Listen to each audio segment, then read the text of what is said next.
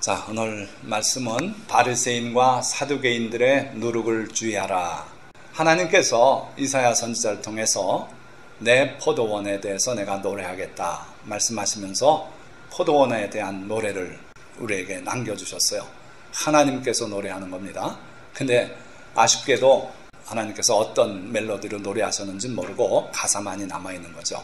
그래서 이사야 5장에 이 포도원 노래가 나오는데, 자, 여기 보니까 포도나무가 둘이 있어요. 하나는 아주 실한 포도가 맺었죠. 극상품 포도나무라고 생각하시면 되고, 또 한쪽은 포도송이가 아주 빈약해요. 이것도 같은 포도원에 있는 나무니까 같은 품종의 나무라고 보시면 됩니다. 자, 그래서 하나님께서 이렇게 노래를 하세요.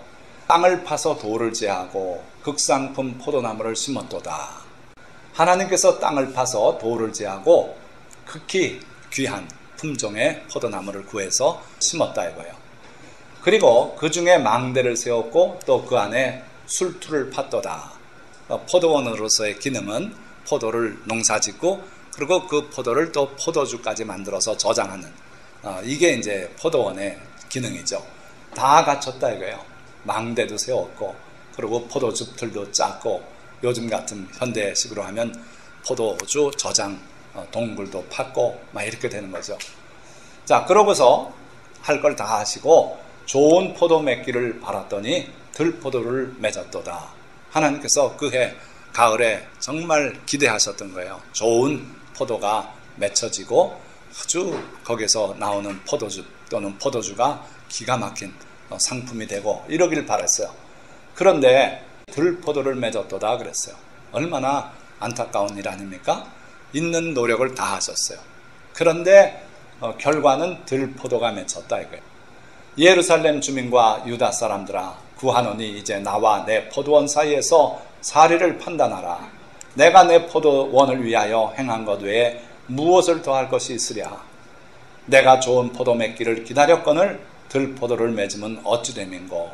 자, 이게 하나님께서 이사야 선지자를 통해서 자기 백성 이스라엘 또는 유다 민족을 심판하는 내용이에요. 그러니까 하나님으로서는 자기 백성을 위해서 할 걸 다 했다 이거예요. 나라를 지켜주셨고 경제가 번영해가지고 넘치게 만들어주셨어요.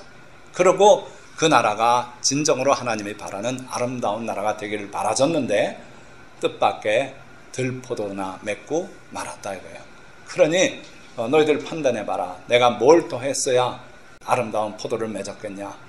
나는 최선을 다했다. 근데 어찌해서 들포도를 맺고 마느냐 하는 거죠. 자, 여기서 우리가 아버지 하나님이 바라시는 것이 무엇인지를 한번 유추해 보세요.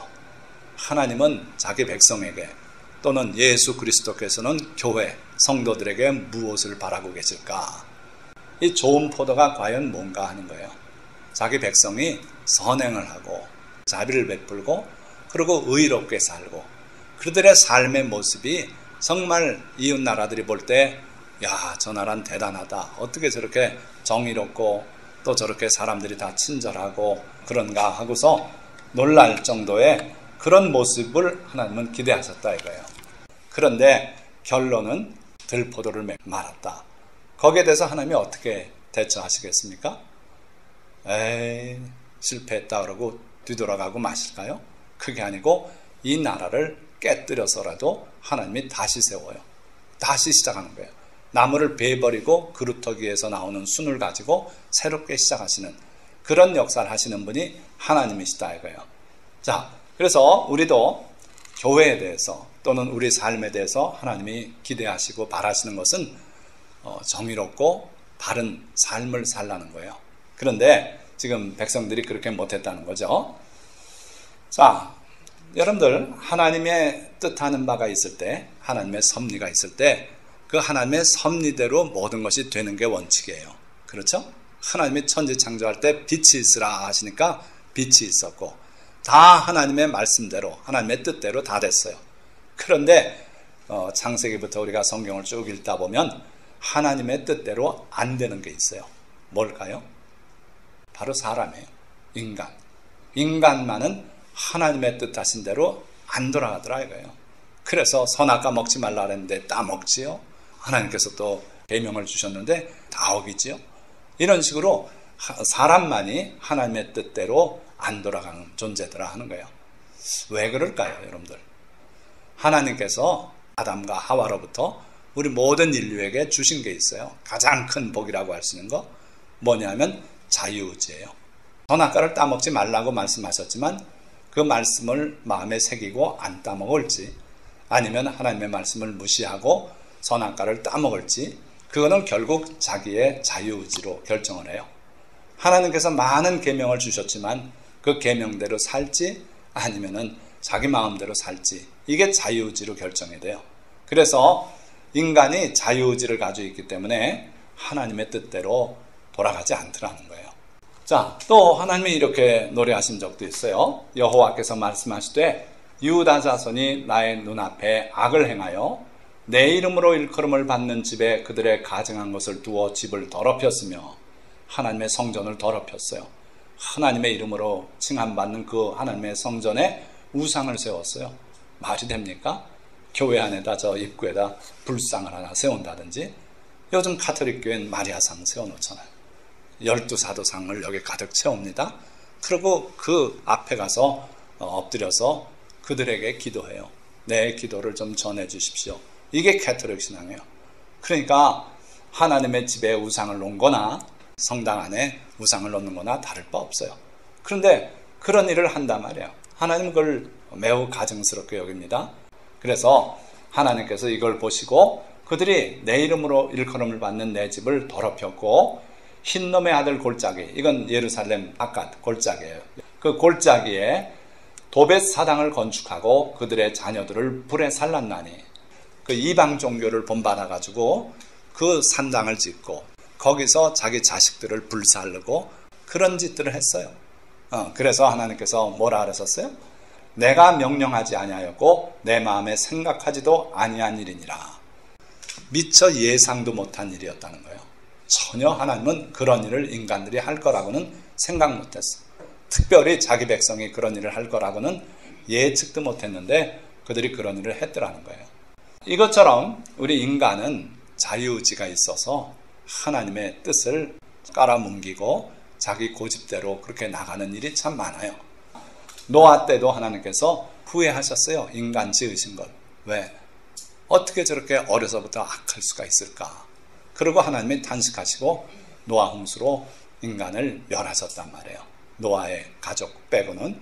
그러니까 하나님도 예측 못하는 일이 있다. 그게 이제 인간사가 그래요.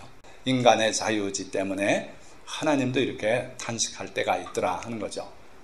예수님도 예루살렘을 바라보시면서 우셨어요. 우시면서 말씀하기를 예루살렘아 예루살렘아 선지자들을 죽이고 내게 파송된 자들을 돌로 치는 자여, 암탉이 그 새끼를 날개 아래 모음같이 내가 내 자녀를 모으려 한 일이 몇 번이더냐. 그러나 너희가 원하지 아니하였도다. 하나님의 보호와 하나님의 그 은총을 원하지 않고 자기네들 힘으로 살아가겠다고 그렇게 살아왔다는 거예요. 자, 이렇게 인간이 주님의 뜻을 거절하고 주님의 은총을 다 거부하고 자기 힘으로 살아가겠다고, 자기 의지로, 자기 자유의지로 살아가겠다고 항상 그랬어요. 그래서 예수님도 이렇게 탄식했어요.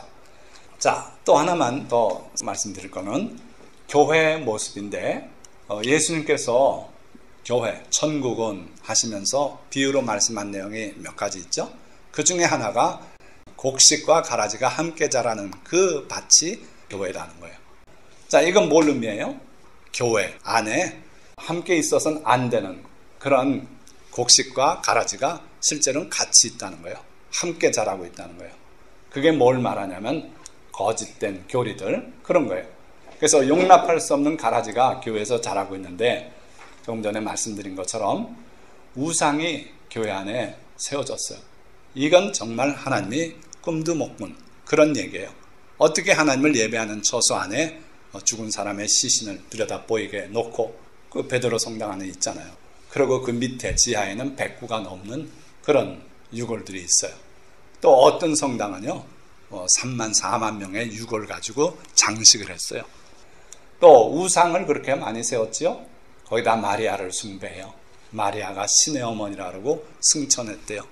그런 교리들이 가톨릭 교회 안에 이렇게 있죠. 또 우리 일반적인 교회 안에는 만인 구원론, 말도 안 되는 얘기 아닙니까? 하나님이 너무 사랑이신지라 한 사람도 지옥 가게 안 두시고 100% 구원하신다. 심지어 다시 태어나게 불교의 윤회설까지 갖다가 그걸 접목시켜가지고 그렇게라도 해서 천국 가게 해준다. 이런 거짓 교리들이 있어요. 종교 다원주의가 또 있습니다. 세계가 넓어지고 왔다 갔다 하다 보니까 이전에는 전혀 생각 못했던 그런 종교들이 곳곳에 있거든요. 그걸 보고선 야, 저 사람들은 어떻게 되냐. 그 사람들도 불쌍하니까 전부 구원해 주신다. 이게 종교 다원주의예요. 어떤 종교를 믿든 다 구원받는다. 그런 거짓말 없어요. 나 외에는 구원의 길이 없다고 주님 말씀하셨고, 그래서 목숨을 바치고 그들에게 복음을 전해야 되는 거예요. 도대체 어째서 이런 일이 가능한가? 바로 원수가 와서 가라지를 덧뿌리고 가서 그렇다. 그러니까 교회 안에 이런 거짓된 교리가 다 사탄에 의해서, 사탄이 추종자들을 이용해서 그렇게 하고 있다 이거예요. 그리고 거기에는 인간의 자유의지가 또 기여를 해서 구원에도 인간의 자유의지가 필요한데요. 이 타락에도 인간의 자유의지가 또 필요해요. 사탄이 와서 아무리 유혹해도 우리가 굳게 마음을 먹고 사탄아 물러가라 하면 이기는 거예요. 그런데 그 사탄에게 굴복하고 사탄을 환영하고 사탄이 어서 오시옵소서 이렇게 되면은 그 종이 되고 지옥의 자식이 되고 마는 거죠. 자, 그러면 본론이에요. 그릇된 교훈을 대하는 성도의 마땅한 자세가 뭔가, 이런 여러 가지 이단 사설들, 이런 것들을 우리가 어떻게 봐야 될 것이냐, 어떤 자세로 대해야 될 것이냐 하는 거예요. 자, 오늘 본문 말씀인데 제자들이 건너편으로 갈새 예수님께서 오병이어의 큰 기적을 베풀어줬어요. 그리고 물고기 몇 마리 하고 해가지고 4,000명 남자만 먹이고 2번의 기적을 베풀었어요. 그러고 나서 예수님께서 제자들과 함께 저쪽으로 건너가자 해서 배를 타고 건너가시는 장면이에요. 그때 건너가는데 제자들이 깜빡 정신없어서 떡 가져가기를 잊었더라 그랬어요. 그래서 자기들끼리 걱정하는 거예요. 그랬더니 예수님께서 삼가 바리새인과 사두개인들의 누룩을 주의하라 그렇게 말씀하는 거예요. 그러니까 제자들이 빵 안 가져와서 빵 만드는 누룩을 주님이 말씀하시는구나 그렇게 생각한 거예요. 그런데 사실은 주님은 실제로 빵을 부풀게 하는 그 누룩을 얘기하신 게 아니라 이게 교훈이란 뜻이라 그랬어요. 그렇죠? 오늘 읽은 본문 말씀에 그래요. 자, 그런데 이 본문 말씀을 보니까 호데 예수스 에이펜 아우토이스, 그래서 그때 예수가 그들에게 말씀하셨다. 그리고 예수님이 말씀한 내용이 여기 대문자로 문장의 시작처럼 돼서 이렇게 나와요. 자, 뭐라고 말씀했냐면은 호라테 카이 프로세케스테 아포테스 주메스, 여기 이제 누룩이에요. 그거를 주의해라. 지금 그렇게 말씀하고 있죠. 그런데 여기에 동사가 2개예요. 그런데 우리말은 삼가 주의하라 하나의 명령처럼 이렇게 돼 있죠. 그래서 이 원어가 우리 번역과는 좀 다를 수 있다 하는 거를 생각을 하시라 이거예요. 그럼 호라오는 뭔가 그 블루레터 바이블에 설명된 내용을 보면은 see with eyes, 눈으로 보라는 거예요. 그리고 perceive, 깨달으라는 거예요. know, 알아라. 전부 아는 데 관련돼 있어요. 그러면서 또 take heed, beware, 조심하라 하는 뜻이 같이 들어있어요. 그러니까 여러분들 간혹 보죠? 개조심 해놓은 거. 바로 그거예요. 눈으로 보고 분명히 알거라 하는 거예요. 그리고 또 역시 조심하라는 거죠. 이 2 뜻이 같이 들어있는 게 호라오예요. 자, 우리는 이단에 대해서 그들이 뭔 생각을 하고 있는지, 그들의 교리가 뭔지 알려고도 안 해요. 모르는 게 약이다는 생각이죠. 그러나 지금 주님은 호라테, 좀 분명히 보고 알거라 하고 우리에게 명령하고 계세요.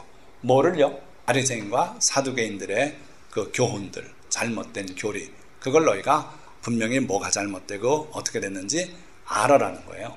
그래서 우리도 오늘 이 말씀을 바탕으로 해서 우리 주변에 잘못된 교리들을 좀 알아가자. 자, 어쨌든 호라테는 그렇고 그것과 관련해서 좀 흉측한 사진인데 한국의 독사에 대해서 간단히 말씀드릴게요. 살모사예요, 이거. 근데 어쨌든 이게 독이 맹독이라 물리면은 사망할 위험성이 큽니다. 무늬가 좀 다른 까치살모사, 또 붉은색 나는 쇠살모사 이런 게 있는데 이 꼬랑지 끝이 이제 또 가늘면서 고개 이렇게 일어서 있기도 하고 합니다. 자, 두 번째는 유혈목이에요. 유혈목이. 요게 이른봄에 나와 돌아다니는 걸 제가 봤는데 몸이 녹색이죠. 그리고 굵진 않아요. 좀 가늘어요. 그리고 이 머리 있는 쪽 근처에 붉은 이 무늬가 아주 선명해요. 그래서 얼핏 보면 녹색에 붉은 무늬 있어서 예뻐요. 그래가지고 꽃뱀이에요. 이게 꽃뱀이라고 많이 부르는 진짜 이름은 유혈목이고, 자, 그거 말고 이제 이것도 살모사고요. 까치살모사, 이거는 이제 쇠살모사. 그래서 요 네 종, 요게 우리나라 이제 진짜 독뱀이고, 그러고 이건 구렁이에요. 그렇게 독이 없다 그래요. 자, 이거 왜 주일날 설교에 끔찍한 걸 보여드리냐면 바로 이런 뱀 사진, 이걸 잘 봐서 여러분들이 알아두고 나중에라도 이렇게 생긴 뱀이 옆에 있으면 일단 피하고 보세요. 이건 뱀에 뭐 열몇 종이 있는데 그 중에 네 종이 독사니까 독사 아닐 확률이 더 크다. 그러고 가서 집으면 큰일 나는 거예요. 그러니까 절대로 가서 건드리면 안 되고, 이 유혈모기는 독이 적다 그럽니다. 그래도 심하게 물리면 사망할 수 있어요. 그러니까 잘 봐서 여러분들이 알아두고 조심하라는 뜻에 보여드리는 거예요. 자, 예수님께서 바리새인과 사두개인들의 누룩을 주의하라 할 때 호라테라고 말씀한 것이 바로 이렇게 하라는 거예요. 보고서 알아두고 조심하라, 그런 뜻이에요. 자, 두 번째, 두 개의 명령으로 되어 있다 그랬는데 프로세케스테, 요거는 이제 프로세크소라고 하는 동사죠. 자, 요거는 비슷해요. 비슷한데 turn the mind to, 여기에 신경을 쓰라는 거예요. 거기에 마음을 두고 무관심하지 말고 관심을 가져라. take heed, give attention to. 그러니까 아까 그 호라테하고 이 프로세케스테하고 둘이 거의 비슷한 명령어죠. 그러니까 이단 사설에 대해서 그냥 모르는 게 약이다 그러고 나 몰라라, 왜 이단인지는 모르고 그냥 그렇게 믿고 덮어두는 것보다는 알고 그러고 주의하고 그렇게 해야 된다 하는 거예요. 자, 여러분들 이건 무슨 나무인지 아십니까? 바오밥 트리. 특징은 얼핏 보면 큰 나무를 뽑아서 거인이 흙을 턱턱 털어가지고 거꾸로 꽂아놓은 꼴이에요. 이게 뿌리 같아요. 그렇죠? 그 느낌이 드는 나무예요. 참 신기하게. 자, 왜 지금 이 사진을 보여드리냐면 뿌리에 대해서 얘기하려고 해요. 뿌리. 자, 그러면 이단의 뿌리는 뭔가? 바로 사두개인들이 예수님을 찾아와서 부활에 대해서 질문하는, 그래가지고 대화가 오가는 내용을 보면은 이단이 이렇다 하는 걸 여러분들이 쉽게 알 수 있어요. 자, 여기 사두개인들, 아까 예수님이 바리새인과 사두개인들 주의하라 그랬죠? 사두개인은 어떤 사람들이냐면 부활이 없다는 사람이에요. 부활뿐 아니라 영혼도 없고 천사도 없고 천국도 없고 영적인 건 다 무시해요. 그럼 뭘 믿고 신앙생활하냐? 먹고 사는 문제, 현실적인 문제. 그래서 출세하고 잘 먹고 건강하고 이것만 관심 있는 이단이 바로 사두개인들이에요. 반면에 바리새인의 누룩도 주의하라 그러죠. 바리새인은 어떤 이단성이 있습니까? 그 사람들은요, 다 믿어요. 부활도 믿고 영도 믿고 천사도 믿고 다 믿는데 하나님의 율법을 그들이 잘못 다뤘어요. 하나님의 법은 더하지도 말고 빼지도 말라 그러셨는데 영적인 부모가 있다. 하나님 아버지가 우리 영적인 부모다. 그러니까 하나님께 뭘 드리면 실제 육신 내 부모에게는 안 드려도 된다. 이런 법을 또 만들었어요. 그래서 그걸 고르반이라 그래. 하나님 앞에 드렸다는 거예요. 그래서 부모님은 쪼락쪼락 굶고 있는데 교회에서 목사님은 교회 신축해야 된다고 헌금 드리라 그러면 거기다 헌금은 듬뿍 해놓고 부모님에게 가서 뭐라 그러냐면 제가 하나님의 집 건축 헌금을 드려서 부모님 올해 내년 후년까지 용돈 못 드립니다. 그러면 그만이래요. 그런 고약한 법까지 있어요. 그래서 예수님께서 바리새인들에게 대해서 너희가 사람의 계명으로 장로들의 전통으로 하나님의 계명을 폐한다고 그렇게 책망하신 적이 있죠. 자, 여기에 사두개인들이 예수님께 와서 질문을 던집니다. 선생님이요, 모세가 일렀으되.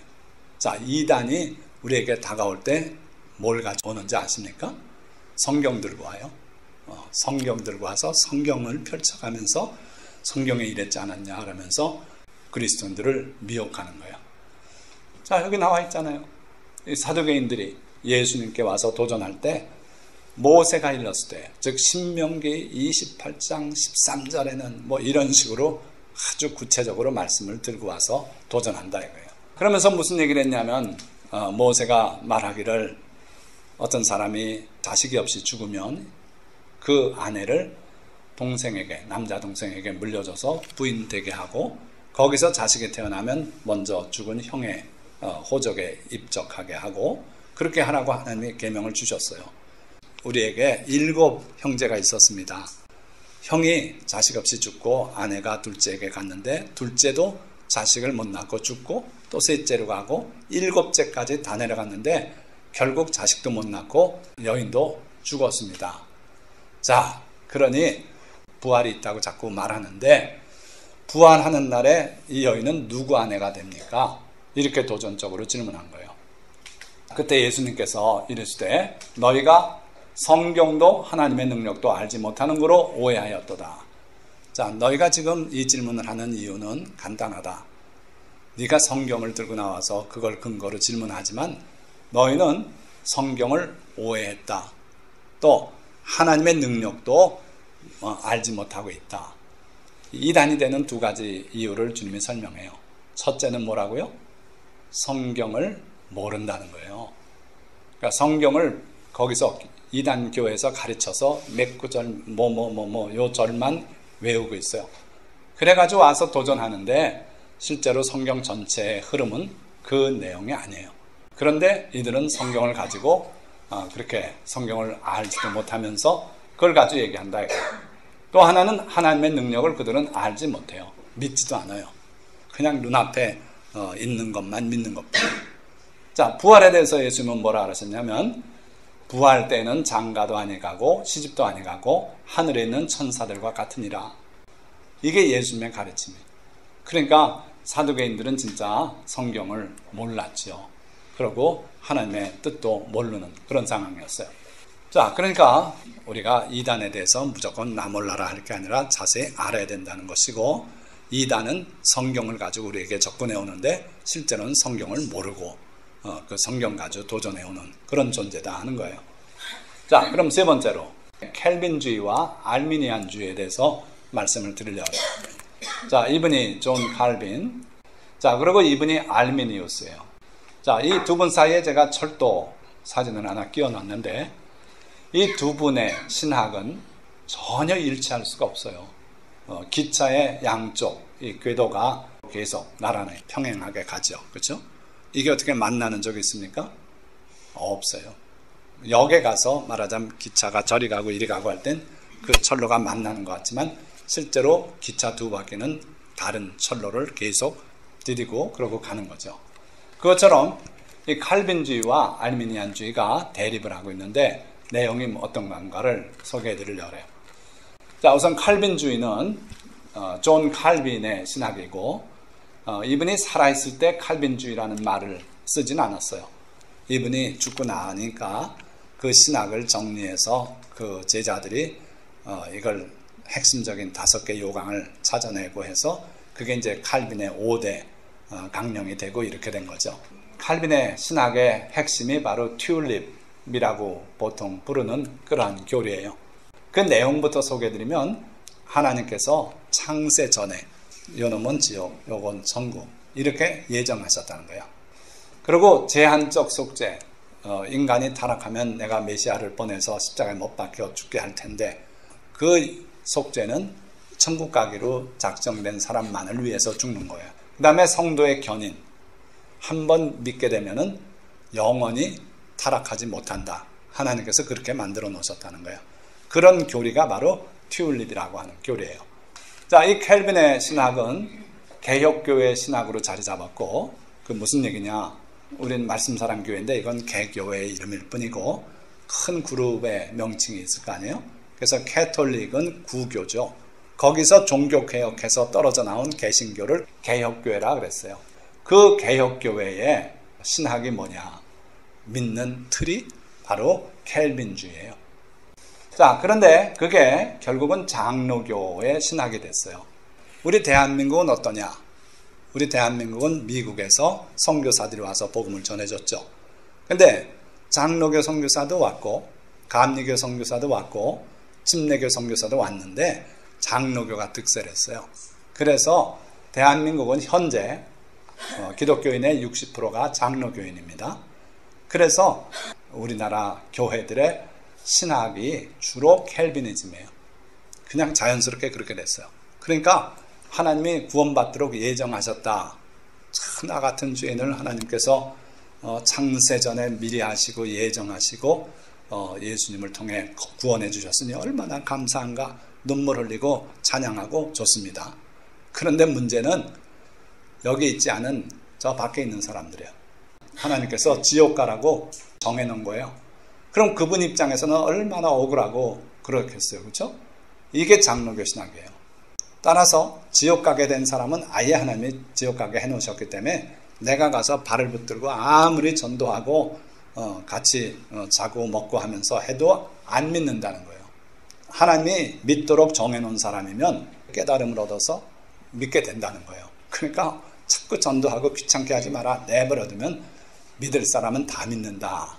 제가 어릴 때 그렇게 듣고 왔어요. 왜? 우리 아버님이 장로교인이에요. 우리 어머님은 감리교인이에요. 반대 사상이에요.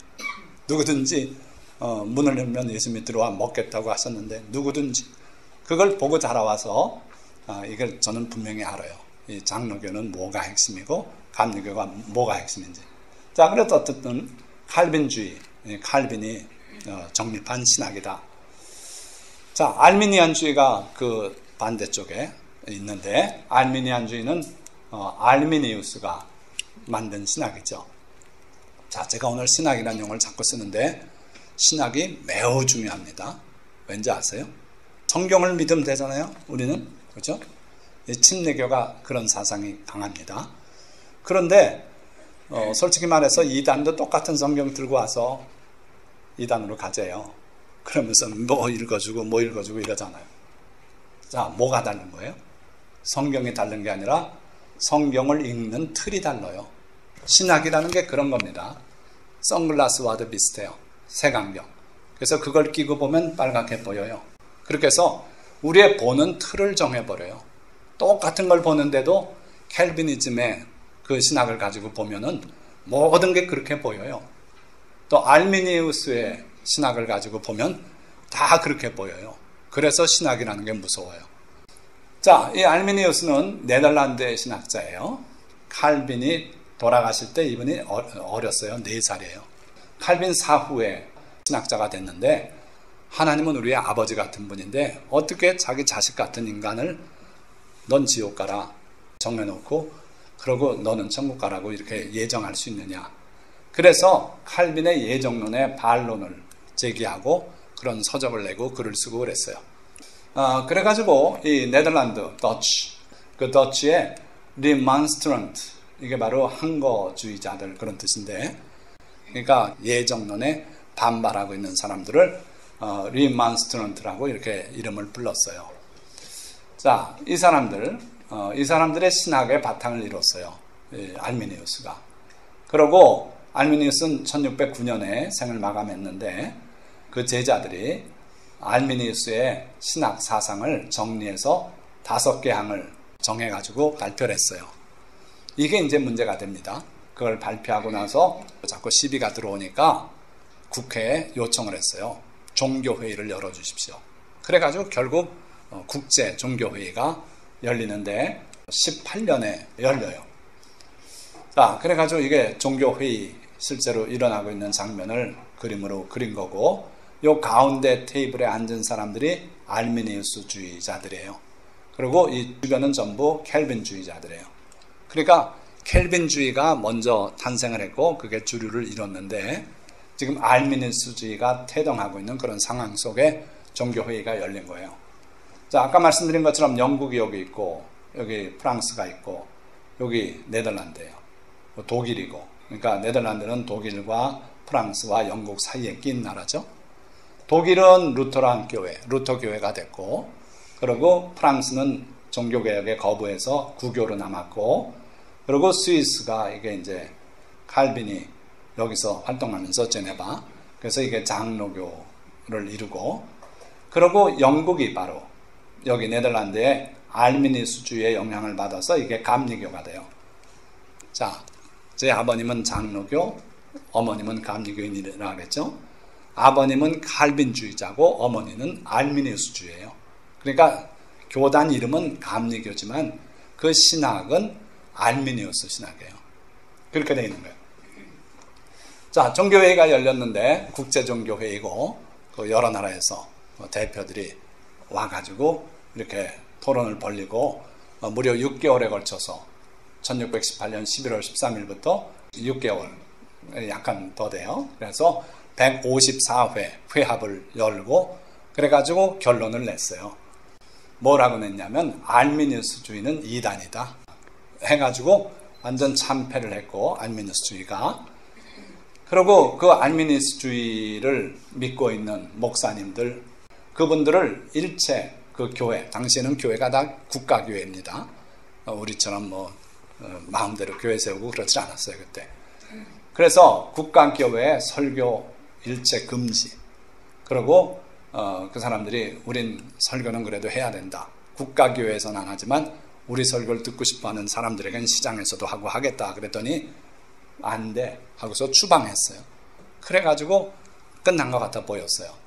이게 세기로 말하면 17세기 초엽이죠. 자, 그러다가 가까운 영국에 이게 전파돼서 결국 영국에서 감리교가 일어나면서 감리교가 그 알미니스주의를 신학을 택한 거예요. 그래서 다시 이제 살아나는데, 자, 그건 좀 이따 얘기하고, 이 도르트 종교회의의 결과물, 승리한 칼빈주의자들이 5대 강령을 발표했어요.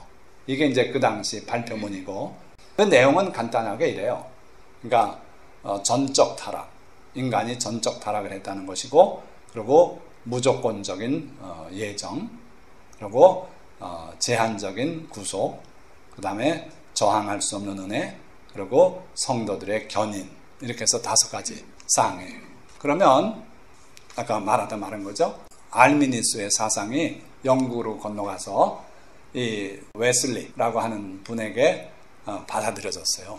그래서 말이 되냐? 하나님께서 어떻게 지옥 가라고 예정하시냐? 아니다. 알미니스 말이 맞다. 누구든지 자유의지로 받아들이면 구원받는 것이다. 자, 이 신학은 매우 활발한 복음 전파를 가능하게 했어요. 이게 바로 근대 복음주의의 깃틀이 돼버렸어요. 누구든지 아프리카 사람이든 누구든지 복음을 전해야 된다. 그러고 누구든지 받아들이면 구원받는 것이고 받아들이지 않으면 지옥 간다 이거예요. 그러니까 전할 수밖에 없죠. 열심히. 그래서 이게 근대 복음주의라고 말하는데 영어 내용으로 evangelicalism, 선교란 뜻이에요. 그러니까 전하는 교회예요. 그래서 결국은 장로교와 감리교 두 큰 교단이 생겨나면서 서로 일치하지 않은 신앙, 즉 캘비니즘과 알미니안이즘이 서로 수평하게, 이게 언제부터 시작된 게 지금까지 그래요. 칼빈주의를 믿는 장로교, 알미니안주의를 믿는 감리교, 그리고 둘 다 옳을 수 있고 둘 다 틀릴 수 있고 우린 성경만 믿겠다는 침례교. 근데 침례교 목사들도 많이 칼빈주의로 기울어 있거나 아니면 알미니안주의로 기울어 있거나 그렇게 돼 있어요. 자, 그러면 튤립 5교리를 간단히 소개해 드릴게요. 첫째, 인간의 타락. 이게 튤립의 T자예요. 여기. 자, 칼비니즘은 인간이 전적으로 타락해서 인간 스스로 아무것도 못한다는 거예요. 자, 이거는 알미니안주의도 거의 비슷해요. 알미니안주의도 인간은 스스로 선하게 될 수 없고 새로워질 수 없다. 그러나 하나님께서 의지를 새롭게 하시는 은혜로 인간을 구원하신다. 하지만 하나님은 인간의 자유의지를 침해하지는 않으신다. 이게 켈빈주의와 큰 차이예요. 켈빈주의는 인간이 전적 타락해서 전혀 구제 가능성이 없는데 하나님이 창세 전에 미리 구원하기로 정한 사람은 반드시 구원받는다는 거예요. 그럼 믿음은 뭐냐? 믿음은 하나님이 주신 선물이다. 사람이 믿음을 만들어내지 못한다. 그렇게 이제 신학을 정립했어요. 자, 두 번째, unconditional election이죠.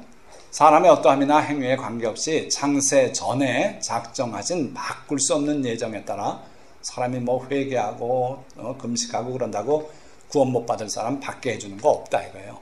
아예 정한 대로 간다. 구원과 멸망이 각각 정해진다. 그래서 이것은 하나님의 절대 주권에 의한 이중 예정이라고도 봐요. 그러니까 구원받을 사람, 지옥 갈 사람을 정해놓는다 하는 거죠.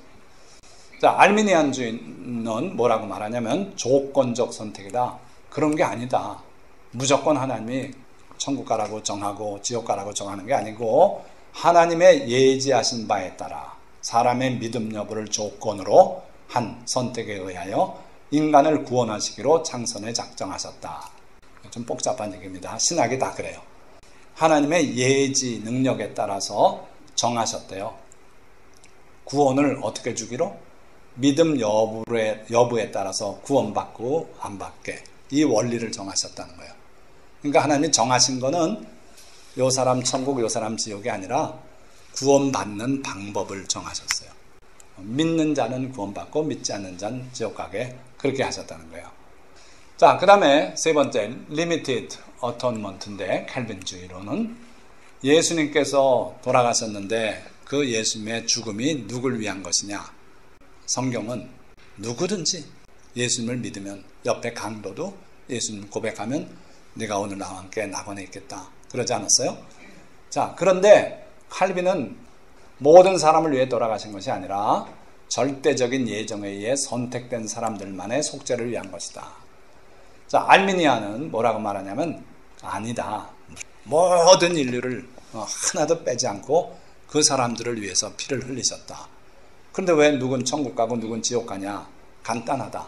그거는 모든 사람을 위해 죽으셨지만 이것을 제한시키는 것은 각 사람의 믿음 여부이다. 예수님은 다 여러분들 한 사람 한 사람 다 위해서 돌아가셨지만 구원은 누가 받냐? 거기에 믿음으로 응답하는 사람, 마음을 열고 주님을 모셔드리는 사람은 구원받고 안 그런 사람은 구원을 못 받는다는 거예요. 이게 알미니우스주의예요. 그래서 알미니우스의 유니버설 어톤먼트 이 신학 때문에 그들은 누구에게나 전하는 거예요. 구원받을 기회를 줘야지. 전하지 않으면 지옥 가는데 그래서 열심히 전하는 것이고 누구든지 주님이 그를 위해서 돌아가셨다는 거죠. 자, 네 번째, 아까 인간이 전적으로 타락했기 때문에 인간 스스로는 절대로 하나님을 찾을 수도 없고 구원받을 수 없다 그랬어요. 그런데 하나님의 불가항력적 은혜 앞에서 구원받게 된다 이거예요. 무슨 얘기냐면 하나님께서는 선택된 자들이 회개하고 구원을 받지 않을 수 없도록 저항할 수 없는 은혜로 역사하신다. 알미니아니즘은 저항 가능한 은혜라 그래요. Resistible grace. 누구든지 하나님께서 은혜를 주어서 구원하고자 하는데 아까 하나님께서 포도원의 노래 단식하잖아요. 하나님은 좋은 포도가 맺히길 바랬는데 결국 들포도를 맺고 말았구나. 어찌된 일이냐 이러시는 거예요. 그래서 하나님께서는 우리를 구원하시길 바라고 아버지가 자기 자식 어느 누구 하나 지옥 가길 바라겠어요? 다 구원받기를 바라는데 그나마 자식이 마음을 안 열고 거부하면은 그럼 할 수 없어요. 암탉이 새끼를 날개 밑에 모으려고 한 적이 몇 번이냐. 그러나 너희가 원하지 아니하였다. 주님의 탄식처럼 실제로 현상이 그렇다는 거예요. 그래서 알미니아 안에 하나님의 은혜는 저항 가능한 은혜. 사람이 안 받고 걷어찰 수 있는 은혜다. 그래서 인간에 의해서 거부될 수 있다. 따라서 구원이 이루어지려면 신인 협동, 하나님과 인간이 협동해야 구원이 된다. 하나님은 은혜를 주시고 우리 인간은 그걸 받아들이고 그래야 된다. 인간의 자유의지 때문에 그렇다는 거예요. 자, 마지막으로 성도의 견인. 칼빈은 하나님이 우리 성도를 견인해 나가신다. 한 번 택한 사람은 결코 지옥 가는 일이 없다. 그러니까 신앙생활하다 또 나가서 술 먹고 타락해서 살다가도 또 다시 구원받고 결국은 천국으로 꼴이 난다 이거예요. 다시 말하면 한 번 구원은 영원한 구원. 그래서 우리나라의 어느 목사님인가 진짜 구원받은 성도도 크리스찬도 진짜 지옥 갈 수 있다. 이런 제목의 책을 썼다가 이단으로 규정됐어요. 켈빈주의에 의하면 그건 이단이에요. 그러나 알미니우스주의에 의하면 그게 정통이에요. 아무리 구원받고 뭐 했다 해도 지옥 갈 수 있다는 거죠. 그래서 알미니우스는 이렇게 말해요. 조건적인 견인이다. Conditional perseverance. 하나님께서 우리를 천국 갈 수 있도록 도와주시고 계속 끌어주시는 건 사실이다. 그런데 조건이 있다. 그건 뭐냐면 우리가 의지적으로 타락하는 쪽으로 나가지 않는 한 하나님이 도와주신다 이거예요. 자, 말씀은 어떤가? 말씀은 보니까 한 번 빛을 받고 하늘의 은사를 맛보고 성령에 참여한 바 되고 하나님의 선한 말씀과 내세 능력을 맛보고도 타락한 자들은 다시 새롭게 하여 회개할 수 없나니. 그러니까 예수님을 믿고 은혜를 다 체험했는데 타락하면 다시 새롭게 할 수 없대요. 이유까지 제시해요. 이는 그들이 하나님의 아들을 다시 십자가에 못 박아 드러내놓고 욕되게 함이라. 예수 그리스도를 다시 십자가에 못 박은 꼴이나 마찬가지다. 은혜를 받고서 또 타락하면. 그래서 그들을 다시 새롭게 할 수가 없다. 이렇게 단안해서 말하고 있어요.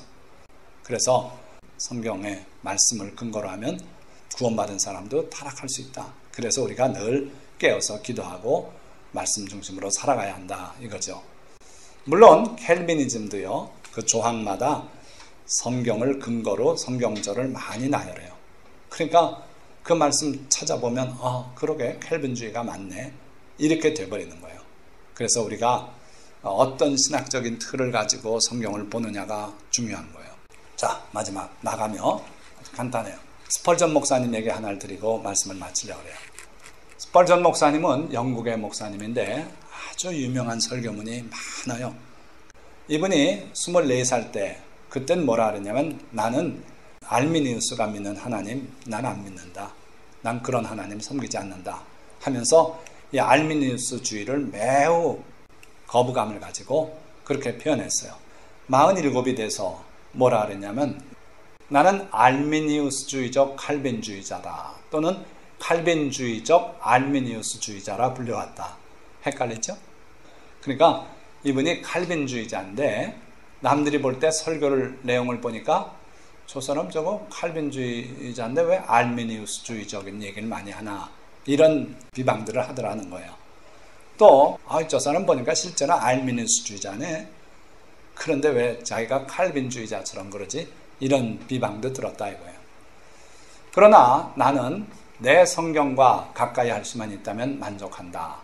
내가 간절히 바라는 것은 다른 누구의 책에 있든 없든 그러니까 남이 뭐라고 말하든 이 책에서 성경에서 발견한 것을 설교하는 것이다. 자기는 하나님의 말씀이 뭐라고 돼 있음 그걸 설교하고 싶다는 거예요. 그러니까 칼빈주의자가 돼서 칼빈주의를 옹호하려고 설교할 생각 없다. 또 알미니우스를 옹호하기 위해서 그렇게 설교할 생각 없다. 하나님의 말씀 중심으로 자기는 설교하겠다는 거예요. 자, 요즘 그 TV 선전에 여러분들 보셨는지 몰라요. 바비다비다. 기회가 있으면 보세요. 그냥 전체가 밥 공기를 하나 들고 나와서 춤을 추면서 바비다비다 막 이러면서 춤을 추는데 딴 거 먹으려고 그럴 거 없다 이거예요. 우리나라 쌀 좋다. 쌀밥 먹어라. 그 선전이에요. 그러니까 바비다비다 그러면서 아주 그럴듯하게 재미있게 노래를 하더라고요. 그러니까 이 스펄전 목사님의 고백을 보면 켈빈주의가 답이 아니고 알미니우스주의가 답이 아니고 성경이 답이라는 거죠. 그렇죠? 그런데 이 말씀에 무리가 있다고 저는 보는 거예요. 무슨 얘기냐면 성경이 답이라 그래가지고 자기 그 신학적인 틀에 맞는 성경 구절만 쭉쭉쭉 뽑으면 어떤 교리든 세울 수 있어요. 자기가 하나님도 될 수 있어요. 그래가지고 저 하나님 어머님이 하는 교회 있잖아요. 그 사람들 뭐 성경 안 보는 줄 아십니까?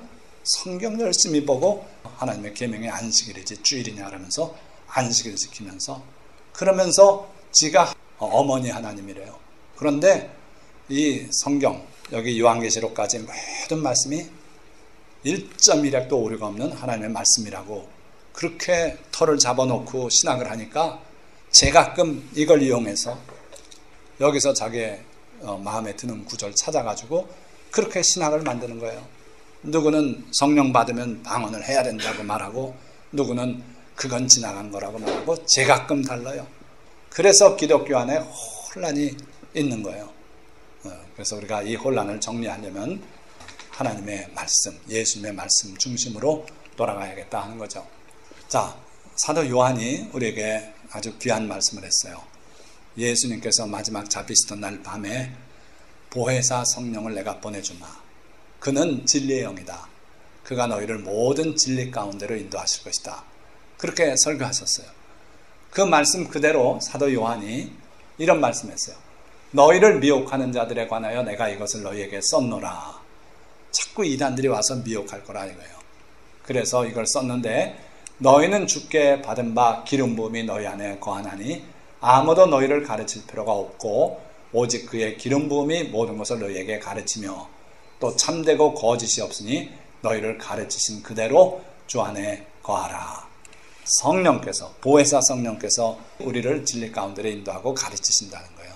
그래서 다른 사람들이 와서 이건 몰랐지 그러고 성경 가르치고 뭐 제자 훈련한다고 모아놓고 자꾸 성경 가르치고 그거 인간의 신학으로 자꾸 이끌고 가는 거라는 거예요. 그럼 어떻게 하라고요? 내가 성령 받은 바가 있으면 그 기름 부음이 내 안에 있다면 성경 펼치고 읽으라 이거예요. 주님의 영의 인도하심을 바라보고 읽으면 그 성령의 인도함으로 우리가 충분하다는 거예요. 뭐 어느 신학 뭐 어디 가서 강의 듣고 뭐 그래가지고 깨우치는 거 아니라는 거예요. 우리는 차라리 모든 걸 다 끊고 조용한 가운데서 기도하고 성령의 도우심을 따라서 하나님의 말씀을 읽어나가면, 예수님의 말씀, 하나님의 말씀 중심으로 읽어나가면은 그 말씀이 우리를 진리 가운데로 인도하겠다 하는 거예요. 자, 기도하겠습니다.